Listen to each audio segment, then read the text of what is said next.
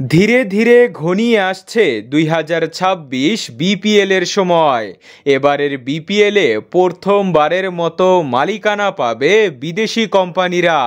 BCB আবেদনের দরজাও খুলে দিয়েছে। তবে 2021 সাল থেকে বিপিএলে দল নিতে ট্রাই করছে আবুধাবি টি10 লিগের দল বাংলা টাইগার্স। এবার সুযোগ পাওয়ার পর তারা সবার প্রথমে চট্টগ্রামের মালিকানা পাওয়ার জন্য বিসিবিকে একটি প্রাথমিক মেইল করেছিল। তবে দুদিন আগে তারা আবারও বিসিবিকে একটি মেইল করেছে। সেই মেইলে তারা আবারও স্পষ্ট জানিয়ে দিয়েছে তারা চট্টগ্রামের মালিকানা চায়। তবে এবার বিসিবিকে একটি অপশন ছুড়ে দিয়েছে, যদি তারা চট্টগ্রামের মালিকানা না দেয় তাহলে তাদের যেন কক্সবাজার নামে একটি দল দেওয়া হয়।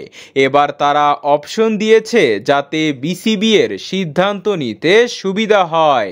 এবার দেখার পালা বিসিবি কি সিদ্ধান্ত নেয়।